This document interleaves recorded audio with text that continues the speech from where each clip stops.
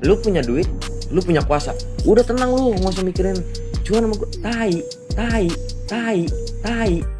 Xantippe hanyalah perempuan Athena yang menikahi Socrates yang berumur 40 tahun lebih tua darinya. Jadi bisa kita simpulkan bahwasanya Xantippe itu lebih muda daripada Socrates, jauh sekali umurnya dengan Socrates. Jadi ibaratnya Xantippe berumur 20 tahun, Socrates berumur 60 tahun. Seperti itu.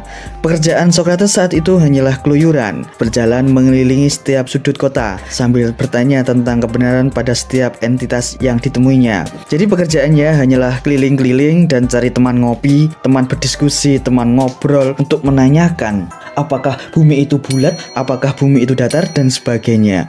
Jadi Socrates itu sering menanyakan hal-hal yang tidak penting kepada orang-orang yang ia temui. Contohnya ayam dengan telur itu dahuluan mana, ayo? Kurang lebihnya seperti itu. Jika saja ayam dan kuda bisa berbicara, ia pasti akan menanyai pada Xantippe, kenapa ya kamu kok mau dengan Socrates? Padahal Socrates itu jauh lebih tua dari kamu, dan juga Socrates itu juga tidak ganteng-ganteng sekali. Kurang lebih seperti itu. Bagi yang tidak familiar, Socrates adalah salah satu filsuf Yunani kuno yang masih sering disebut hingga sekarang seorang epitome kebijaksanaan, lambang dari keluarnya masyarakat Yunani dari kebodohan, dari caranya mengeluarkan pemikirannya yang hanya bisa ditelusuri dari karya-karya anak muridnya. Jadi kita itu bisa menikmati karya-karya Socrates itu karena hasil dari karya-karya murid-muridnya.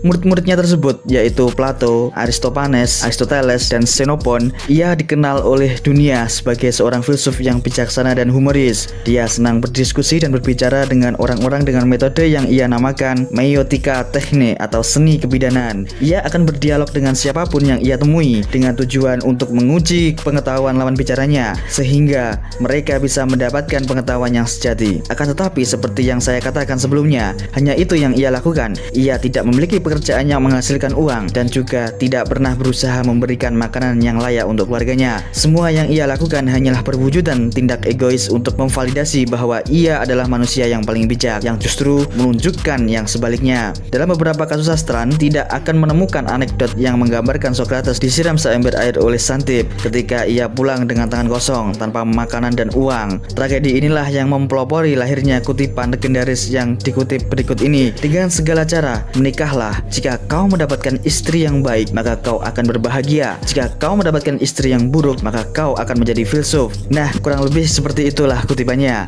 Socrates, bapak-bapak pengangguran yang konon katanya paling bijak tapi tidak tahu caranya hidup dengan baik. Orang-orang tertawa, menganggap itu lucu dan membesarkan perkara betapa buruknya perangai Xantippe. Namun jika saya adalah Xantippe, saya mungkin akan melakukan hal yang sama, bahkan jauh lebih buruk. Bayangkan saja, ketika Anda tidak berasal dari keluarga yang kaya, menikahi pria yang miskin pula, suami Anda yang sok bijak itu menolak untuk menerima bayaran dari murid-muridnya. Kok bisa? Tentu bisa, karena egonya terlalu besar untuk disandingkan dengan kaum sofis. Ia senang berdiskusi, tetapi hanya dengan orang-orang yang selain istrinya. Saya bahkan tak yakin Socrates dan Xantippe pernah melakukan pillow talk sebelum tidur atau diskusi tipis-tipis. Singkatnya, pria ini suami Anda tak punya kelebihan apapun selain omong kosong tentang kebijaksanaan semu yang tak bisa ia aplikasikan dalam kenyataan, dan mempunyai banyak sekali kekurangan. Selain miskin, pria ini juga tak rupawan. Mengikuti kata Plato, yaitu tidak sesuai dengan standar maskulinitas Athena. Ia bertubuh pendek, memiliki brewok, dan kepalanya botak sebagian dengan paras sebagai kepala kepiting. Kurang lebih seperti itu yang dikatakan oleh Plato. Ia memiliki hidung pesek, bibir tebal, sepasang mata belok, di bawah alis berserakan.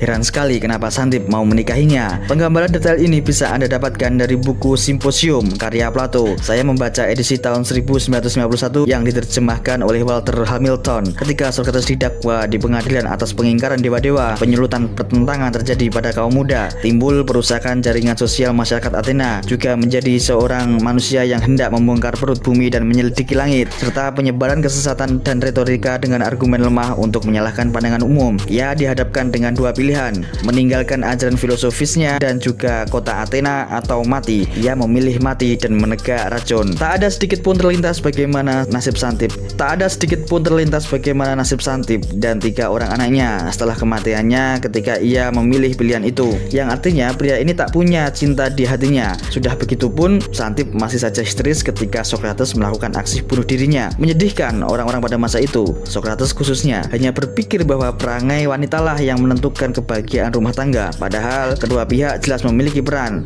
Seburuk-buruknya perangai wanita, ia tak akan menyiram Anda dengan seember air jika Anda sudah memberikan hal-hal baik. Sudah kewajiban suami memberinya rumah yang layak dan makanan yang pantas, bukannya keluyuran nongkrong sana sini sambil berbicara omong kosong. Lu punya duit, lu punya kuasa, udah tenang lu, nggak usah mikirin cuan sama gue.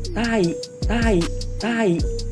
Bahkan terus menganggap diri orang yang paling bijaksana hanya karena membicarakan hal-hal yang tidak bisa dicerna orang lain. Karena ya hubungan manusia itu bersifat timbal balik. Anda memberi hal buruk, maka yang akan Anda dapatkan adalah hal yang buruk pula. Maka dari itu dengan segala cara, mapanlah menikah kapanpun Anda siap. Siap untuk memberikan kehidupan, siap membagi pemikiran, siap membagi kebahagiaan, dan juga siap dengan sifat sikap pasangan yang mungkin tak akan pernah Anda pikirkan. Sehingga biarpun perangai istri Anda buruk, niscaya Anda bisa tetap mendapatkan kebahagiaan. Jadi, siapa tokoh besar yang sebenarnya tidak layak dijadikan teladan? Socrates? Ambil saja hasil pemikiran dan metode mendapatkan pengetahuannya. Menikahi pria yang hanya Anda anggap pintar, tak bisa menghidupi hidup Anda adalah sebuah kebodohan. Tetapi menyalahkan istri atas ketidakbahagiaan hidup yang bersumber dari kesalahan Anda adalah tindakan yang paling pengecut yang pernah dilihat dari seorang pria. Kurang lebih itu sisi gelap dari Socrates yang bisa kita ambil hikmahnya agar kita tidak meniru hal-hal yang buruknya saja, tetapi kita juga harus mengambil hal-hal yang baiknya saja berupa pemikiran-pemikirannya dan juga metodologinya. Terima kasih. Sebelumnya jangan lupa untuk like, komen, dan subscribe untuk terus mendukung channel ini. Sampai jumpa di konten selanjutnya.